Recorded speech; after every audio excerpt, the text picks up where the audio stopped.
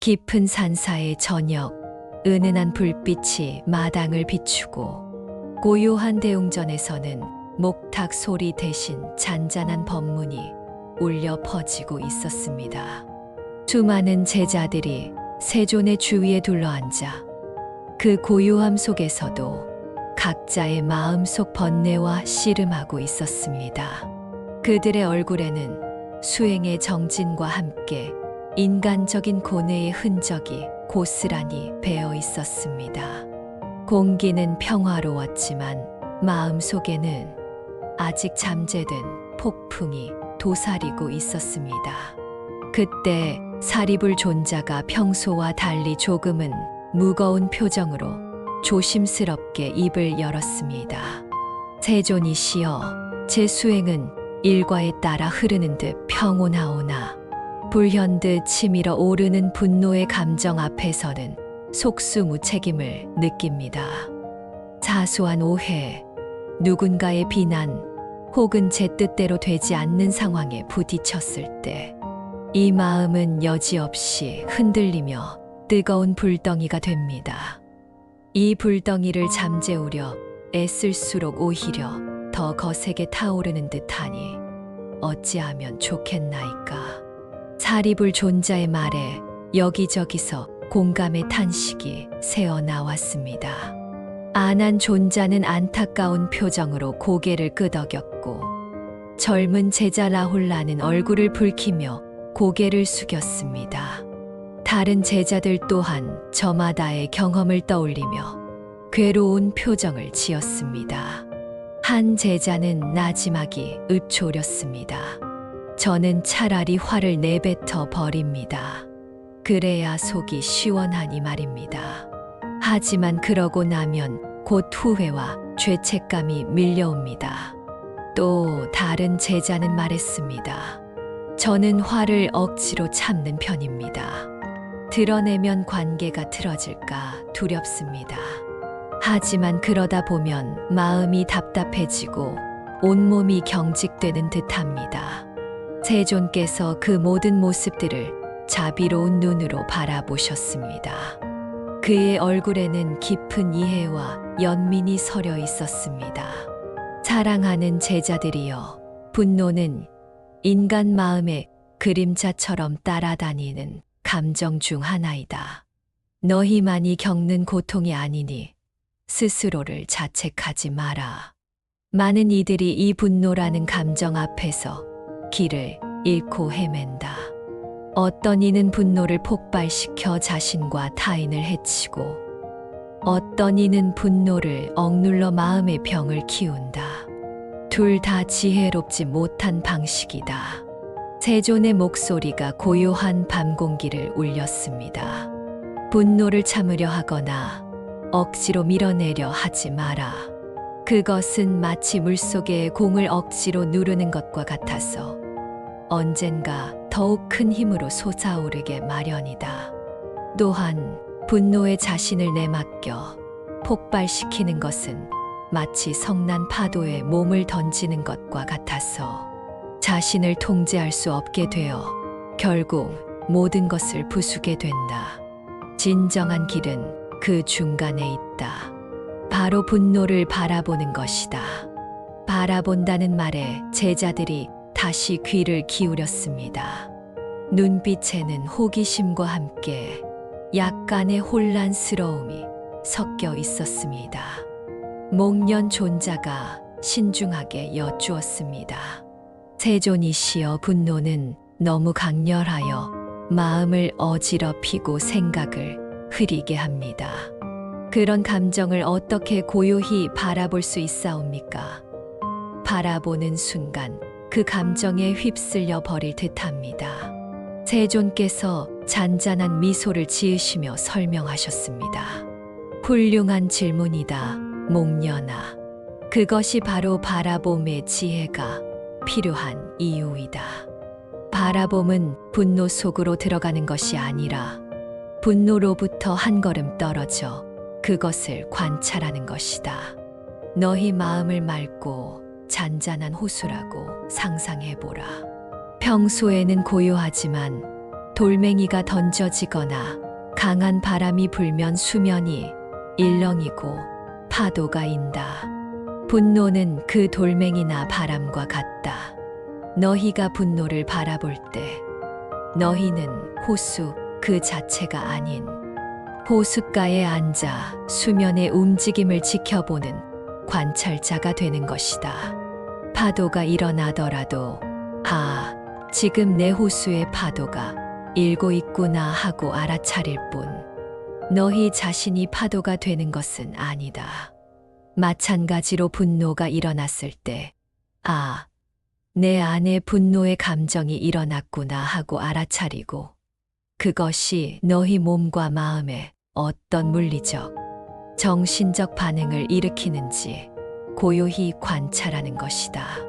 심장이 빠르게 뛰고 숨이 가빠지고 얼굴이 화끈거리고 주먹을 쥐게 되고 머릿속에서 온갖 원망과 비난의 생각들이 꼬리를 물고 이어지는 그 모든 과정을 마치 처음 보는 흥미로운 현상처럼 객관적으로 바라보아라. 세조는 잠시 숨을 고르시고 말씀을 이어가셨습니다. 바라봄은 판단이나 평가를 동반하지 않는다. 이런 감정을 느끼다니 나는 부족해라고 자책하거나 저 사람 때문에 내가 이렇게 화가 나라고 남을 탓하는 것은 바라봄이 아니다. 그것은 분노의 불길에 기름을 붓는 행위일 뿐이다. 그저 지금 여기에 분노라는 감정이 있구나 하고 담담하게 사실만을 알아차리는 것이다. 마치 하늘에 검은 구름이 떠 있음을 그저 바라보는 것처럼 말이다. 구름이 왜 거기에 있는지, 언제 사라질지 판단하거나 조종하려 하지 않고 그저 구름의 형태와 움직임을 지켜보는 것과 같다. 한 제자가 불안한 목소리로 물었습니다. 세존이시여, 하지만 분노는 너무 고통스럽습니다. 그것을 바라보면 그 고통이 더 커지는 것 같기도 합니다. 차라리 아무 생각 없이 다른 일에 몰두하는 것이 낫지 않겠나이까. 그것 또한 일시적인 회피일 뿐이다. 세존께서 부드럽게 답하셨습니다. 마치 상처를 붕대로만 감아놓고 치료하지 않으면 안에서 곪는 것처럼 감정을 외면하면 마음속에서 부정적인 에너지가 쌓여간다. 바라봄은 고통을 키우는 것이 아니라 고통의 본질을 이해하는 과정이다. 분노는 본래 실체가 없는 에너지의 흐름과 같다. 그것은 영원히 머물지 않고 생겨났다가 사라지는 무상한 것이다. 마치 강물을 따라 떠내려가는 나무잎을 보듯이 분노의 감정 또한 너희 마음이라는 강물 위를 흘러가는 나무잎처럼 잠시 머물렀다가 지나감을 알아차릴 때 너희는 더 이상 그 감정에 꽉 붙들리지 않게 된다. 세조는 또 다른 비유를 드셨습니다. 너희 마음을 넓고 푸른 하늘이라고 생각해 보아라. 분노, 슬픔, 두려움, 기쁨 등 온갖 감정들은 그 하늘을 지나가는 구름과 같다. 구름의 모양과 색깔은 다양하지만 그것들은 하늘의 영원한 본질을 해치지 못한다. 구름이 지나가더라도 하늘은 여전히 넓고 푸르게 남아있다. 너희는 구름 자체가 아니라 그 모든 구름을 품을 수 있는 넓고 푸른 하늘이다. 분노를 바라본다는 것은 너희가 그 넓고 푸른 하늘임을 자각하는 것이다. 물론 처음에는 구름이 너무 짙고 어두워 하늘 전체를 가리는 듯 느껴질 수 있다. 하지만 꾸준히 바라보는 연습을 하면 구름과 하늘을 구분하는 힘이 길러진다. 그리고 구름이 아무리 짙어도 그 뒤에는 변함없이 맑은 하늘이 존재함을 알게 된다. 분노의 감정이 아무리 격렬해도 너희 마음의 본질적인 평화와 고요함은 언제나 그 자리에 있음을 믿어야 한다. 다양한 제자들의 고민이 이어졌습니다. 한 제자는 자신이 쉽게 짜증내고 사소한 일에도 버럭 화를 내는 습관 때문에 힘들다고 토로했습니다. 세존께서는 그 제자에게 말씀하셨습니다. 그런 습관적인 분노는 너희 마음속에 부정적인 생각의 패턴이 깊이 자리 잡았기 때문일 수 있다. 평소에 어떤 생각에 자주 머무는지 관찰하라. 비판적인 생각, 불평하는 생각, 걱정하는 생각들이 분노의 작은 불씨가 되어 사소한 자극에도 쉽게 타오르게 만든다. 이러한 생각의 패턴 또한 분노처럼 바라보고 놓아주는 연습을 해야 한다. 다른 제자는 자신에게 너무 자주 화가 난다고 했습니다. 목표를 달성하지 못했을 때, 실수를 저질렀을 때, 스스로가 부족하다고 느껴질 때, 분노가 치밀어 오른다는 것입니다. 세존께서는 따뜻한 눈길로 그 제자를 바라보셨습니다. 자신에게 향하는 분노는 종종 엄격한 기대치와 자기 비판에서 비롯된다. 너희는 완벽하지 않음을 받아들이고 실수 또한 배우고 성장하는 과정의 일부임을 이해해야 한다. 자신에게도 타인에게 대하듯 연민과 자비를 베풀어라. 너희 안의 불완전함을 부드러운 눈으로 바라볼 때 스스로에게 향하는 분노는 녹아내릴 것이다. 세존의 가르침은 분노를 단순히 없애야 할 부정적인 감정으로 치부하는 것이 아니라 인간 본성의 일부로서 이해하고 다루어야 할 대상으로 인식하게 했습니다.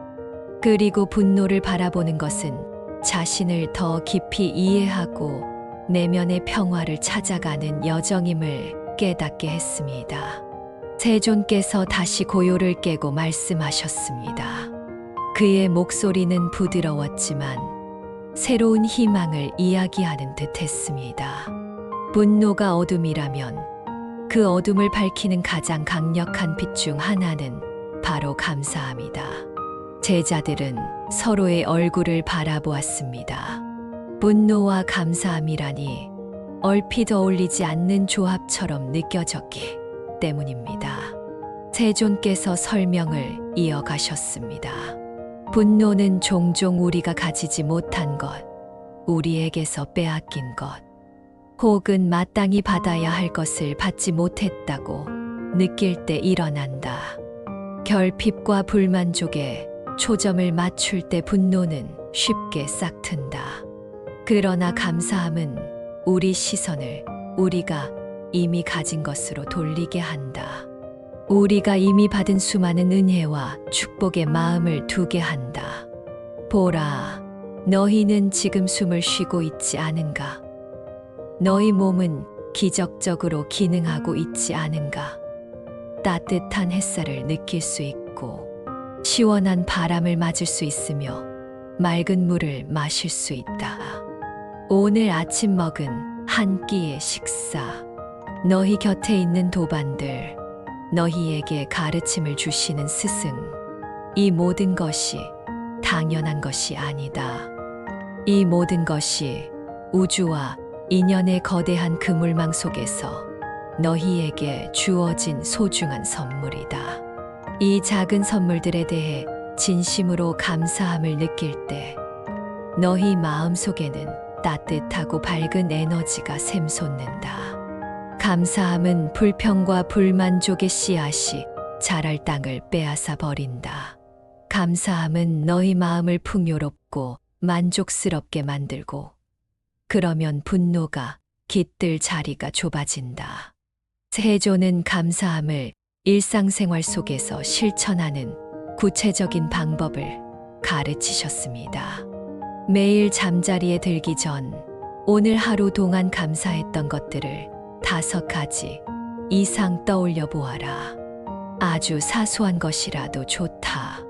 마주친 사람의 미소, 예상치 못한 친절, 힘들었던 순간을 잘 이겨낸 자신, 심지어는 실패를 통해 얻은 가르침까지도 감사할 수 있다. 그리고 그 각각에 대해 왜 감사한지 깊이 느껴보아라. 감사 일기를 쓰는 것도 좋은 방법이다. 꾸준히 감사할 거리를 찾다 보면 너희 주변에 얼마나 많은 감사할 일들이 있는지 깨닫게 될 것이다. 또한 너희를 힘들게 하거나 화나게 했던 사람에게도 감사할 점을 찾아보려 노력하라. 그들의 행동이 너희에게 인내심을 기르게 하고 너희 안의 분노를 발견하게 하며 용서와 자비의 가치를 일깨워주는 계기가 되었을 수도 있다. 고통 속에서도 감사할 점을 찾을 때 고통은 더 이상 단순한 고통이 아니라 성장과 깨달음의 자양분이 된다. 세조는 감사함의 놀라운 효과에 대해 설명하셨습니다. 감사하는 마음은 너희의 마음 상태뿐만 아니라 몸에도 긍정적인 영향을 미친다. 스트레스가 줄어들고 면역력이 강해지며 수면의 질이 좋아진다. 무엇보다 감사함은 너희를 다른 사람들과 더 깊이 연결시켜 준다.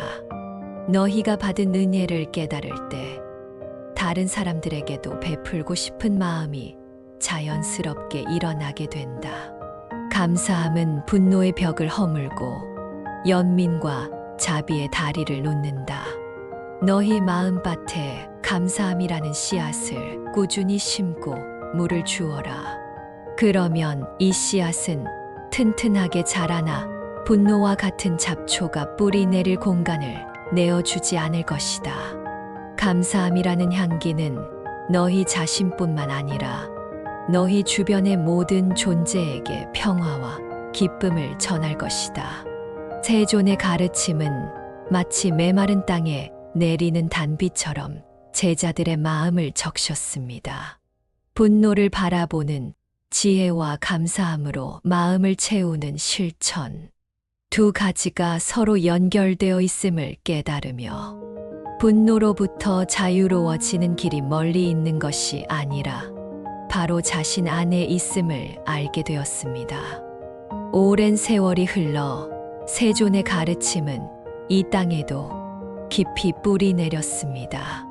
그리고 그 가르침을 삶으로 살아내며 많은 이들에게 맑고 향기로운 길을 보여주신 분이 계셨으니 바로 법정 스님이셨습니다. 세존께서 마치 그분을 예견하신 듯 깊은 눈빛으로 말씀하셨습니다. 훗날 이 땅에는 무소유의 삶을 통해 번뇌로부터의 자유를 보여준 수행자가 있을 것이다. 그분은 물질적인 것에 대한 집착뿐만 아니라 명예, 인정, 결과에 대한 집착 또한 우리 마음을 어지럽히고 분노와 실망의 원인이 됨을 가르칠 것이다. 가짐으로써 행복해지는 것이 아니라 비움으로써 진정한 자유를 얻는다는 그분의 가르침은 분노의 씨앗이 자라나는 탐욕과과 집착의 뿌리를 잘라내는 것과 같다. 그분은 또한 맑고 향기롭게 살아가라는 가르침을 통해 우리 마음을 깨끗하게 정화하고 향기로운 덕행으로 채울 때 분노와 같은 부정적인 감정의 찌꺼기가 자연스럽게 사라짐을 보여줄 것이다. 그분의 가르침 또한 분노를 억누르는 것이 아니라 분노의 근원을 비우고 마음을 맑히는데 집중하는 세존의 가르침과 다르지 않다. 바라봄으로써 분노의 실체를 알고 무소유로서 분노의 씨앗인 집착을 놓아버리며 맑고 향기로운 삶으로 분노가 머물 수 없는 깨끗한 마음밭을 가꾸는 것. 이것이 바로 법정 스님의 삶을 통해 보여진 깨달음의 길이었으리라.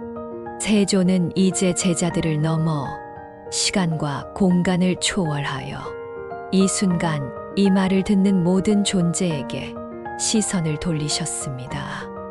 그의 목소리는 깊은 울림과 따뜻한 격려로 가득했습니다. 사랑하는 여러분이여, 지금 너희의 마음 속에서 어떤 감정이 일어나고 있든 그것을 있는 그대로 환영하라. 특히 분노가 찾아왔을 때 그것을 괴물처럼 여기거나 도망치려 하지 마라. 용기를 내어 너희 안의 분노를 바라보아라. 그것이 너희 몸과 마음에서 어떻게 느껴지는지, 어떤 생각들을 불러일으키는지 고요하고 부드러운 눈으로 관찰하라. 마치 탐험가가 새로운 대륙을 탐험하듯 너희 마음의 지형을 탐험하듯 분노라는 감정을 탐구하라. 그것이 왜 일어났을까? 무엇이 이 감정을 촉발했을까? 이 감정 뒤에 숨겨진 두려움이나 슬픔은 없을까? 바라보는 연습을 꾸준히 하라. 처음에는 짧은 시간부터 시작하여 점차 시간을 늘려가라. 하루에도 여러 번 너희 마음을 들여다보는 습관을 길러라. 길을 걷거나 차를 마시거나 일을 하다가도 문득 지금 내 마음은 어떠한가 하고 스스로에게 물어보라. 그리고 그때 일어나는 감정을 판단 없이 알아차려라. 시간이 지나면서 너희는 분노와 자신을 분리하여 볼 수 있게 될 것이다. 분노가 너희를 삼켜버리는 대신 너희는 분노를 품을 수 있는 더 큰 존재임을 깨닫게 될 것이다. 그리고 감사함의 실천을 게을리하지 마라. 매일매일 너희 주변의 모든 것, 너희 자신에게 주어진 모든 축복에 대해 감사할 거리를 찾아보라. 숨 쉬는 것에 감사하고, 걸을 수 있는 것에 감사하고, 볼 수 있고 들을 수 있는 것에 감사하라. 심지어 고난과 역경 속에서도 그것이 너희를 더 강하게 만들고 더 깊이 성찰하게 하는 기회가 되었음에 감사하라. 감사하는 마음이 너희 마음속에 뿌리 내리면 분노의 불길은 저절로 사그라질 것이다. 기억하라. 너희는 분노의 피해자도 분노의 가해자도 아니다. 너희는 분노라는 감정을 경험하는 존재이며 그 감정을 지혜롭게 다룰 수 있는 잠재력을 지닌 존재이다. 분노를 바라보는 용기와 감사함으로 마음을 채우는 꾸준함으로 너희 안의 평화로운 본성을 회복하라. 이 길이 쉽지만은 않을 것이다. 하지만 한 걸음 한 걸음 꾸준히 나아간다면 너희는 분노라는 감정의 폭풍 속에서도 흔들리지 않는 고요한 중심을 발견하게 될 것이다. 그리고 그 중심이야말로 진정한 행복과 자유가 시작되는 곳이다. 부디 이 가르침을 너희 삶의 나침반으로 삼아 맑고 향기로운 깨달음의 길을 정진해 나가기를 축원한다. 세존의 마지막 말씀이 메아리처럼 울려 퍼지며 밤하늘의 별들이 더욱 찬란하게 빛나는 듯 했습니다. 제자들은 깊은 깨달음을 얻고 감사하는 마음으로 세존께 예를 올렸습니다. 이제 그들의 발걸음은 분노의 그림자 속에서 헤매는 대신 밝고 투명한 마음의 길을 향해 나아가고 있었습니다.